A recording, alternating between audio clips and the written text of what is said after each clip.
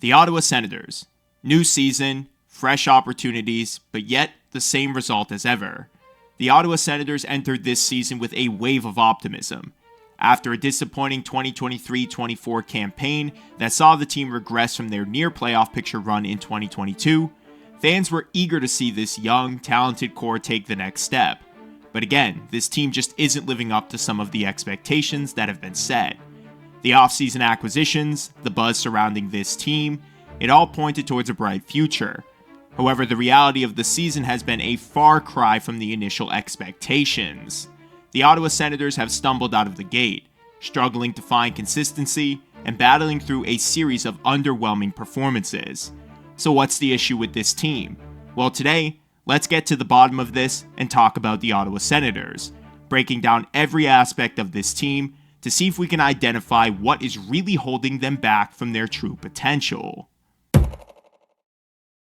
Every season is starting to feel like deja vu when it comes to the Ottawa Senators. Fans and analysts like to believe that this team is going to take a step forward, but somehow, some way, they continue to fall short of expectations and land in the exact same spot in the standings each year. With an array of talent as they continue to develop, new offseason acquisitions, and a bunch of changes made to this team, expectations felt like they were higher than ever. So what's the biggest culprit that's holding this team back from their true potential? Well, let's see if we can figure that out. Like I briefly just mentioned, talent is not an issue in Ottawa. In fact, they've done a tremendous job in this area. Brady Tkachuk, the team's captain, continues to be a force of nature, leading by example with his relentless work ethic and physicality, not to mention the offensive skill that he brings to their lineup. Tim Stützle, their electrifying young forward, has showcased his incredible skill and playmaking ability on a nightly basis. While still continuing to develop, he has been a 90-point player and has been one of the more consistent offensive pieces for this team. Claude Giroux, a veteran presence, brings leadership and offensive prowess to this lineup.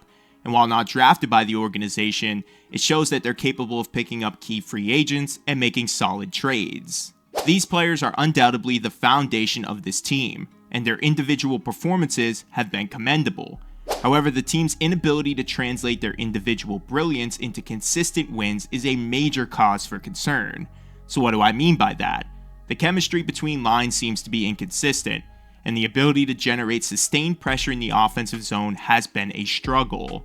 The biggest and most glaring issue in my eyes, though, is this team's lack of depth scoring. When their star players aren't producing, they can't seem to pull out any goals and get any wins, and this is a massive problem for a team with playoff aspirations. The team's bottom six right now, including players like Gregor, Pinto, Amadio, Perron, Grieg, they've all combined for 8 goals in a combined 113 games played, which is not ideal for any team's depth scoring, but especially for a team like Ottawa with legitimate talent at this area of their lineup. In fact, this was supposed to be one of their biggest strengths. Now, I'm sure I mispronounced a couple of the names there, so make sure you correct me in the comments below. That way I can better my pronunciation of some of these guys. But the important thing to take away here is that players like Brady Tkachuk, Tim Stützle, and Drake Batherson have been phenomenal. But with their depth scoring having the inability to score on a night-in, night-out basis, this team is leaving a ton of wins and points on the table, which has really hurt them when it comes to the Atlantic Division standings. While scoring remains an issue at times, it hasn't been the sole problem that is plaguing this team early on. In fact, advanced stats say that their play in the defensive zone has been really good, but Ullmark and Forsberg, the team's 2 goalies, rank almost dead last in terms of goals against average, meaning that goaltending is letting in a lot more goals based on the league average, goals that should be saved. Now, if you've been paying attention to Ottawa, the one area of this team that they just can't seem to get right is their goaltending. But this offseason, it felt like they finally had found the answer to this problem, bringing in a former Vezina winning goalie in Linus Ullmark. Unfortunately, he's had a slow start to the season similar to other goalies in the past that Ottawa has brought in. So let's see if we can figure out what's going on here, and if this is going to be a bad sign for a team that just signed him to a brand new contract extension that will make him their goalie for the foreseeable future. This offseason, Ottawa arguably made one of the best trades, acquiring Linus Ullmark from the Boston Bruins, while also getting rid of the Joonas Korpisalo contract that aged rather poorly for the team.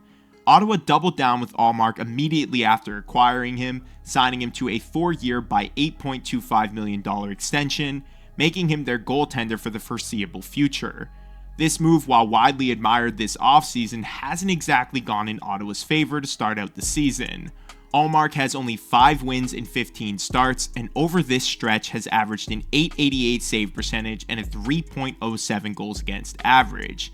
To make things even worse, the team's backup Anton Forsberg has been just as problematic, earning just 4 wins in 10 games played with an .896 save percentage and a 2.93 goals against average. Coming into the year after a fantastic season with Boston, Ullmark was supposed to be the answer to all of the Ottawa Senators' goaltending issues, but again, we're seeing more goalies struggle the more they play for this organization.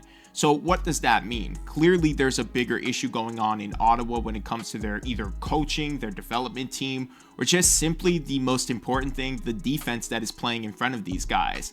I think a massive issue that isn't talked about with the Senators is the structure of their defense, and how they have way too many offensively driven guys on this team and not enough defensive minded guys who can really help their goaltenders out.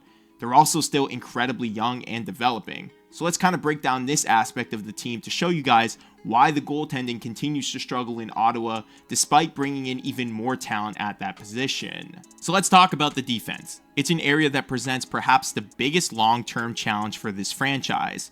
While there are glimpses of potential with players like Jake Sanderson and Thomas Chabot, the team's defensive core lacks the experience and consistency needed to effectively control the neutral zone and limit high-danger scoring chances. Opponents have consistently found success exploiting gaps in the defense, leading to an unacceptable number of goals against. The Senators' defensive woes are amplified by the team's lack of a true shutdown pairing. This to me is the most important facet of the team that is missing. While Chabot offers offensive firepower and Sanderson has been brilliant with the team, they are still young and finding their footing in the league. And like I said, more offensively driven than defensively driven. This inexperience is clearly showing in the early goings of the season, and leaves their goaltenders out to dry in a lot of different situations. The defensive struggles are often a symptom of a larger issue. For the Senators, it's probably a lack of coaching and their inability to consistently execute a structured, disciplined game. This is a concern that necessitates a change in approach, both from the coaching staff and the players themselves. It's a lack of accountability, a lack of consistent defensive effort, and this has led to some poor goaltending and of course more goals against, which the team just can't seem to outscore. So what does this all mean for the Ottawa Senators? Now, on one hand, you could say that this is just a young, inexperienced team, and that they just need to continue trusting the process and the course that they're on, and eventually things will work out. While on the other hand, it's starting to feel like the stakes are getting higher in Ottawa, and if this team misses the playoffs, then you have to start considering changing up, at least maybe trading away one of your players, whether that's on the defensive side of the puck or the offensive side of the puck. Something has to change because you can't just keep bringing back the same roster and expecting different results. Of course, you can make a move here or there like bringing in Ullmark, but clearly that's not enough to push this team in the direction that they want to be heading into. The path forward for the Ottawa Senators is undeniably challenging. They need to find ways to improve their defensive structure, find more consistent goaltending, and ensure that their star players operate in a way that elevates this team.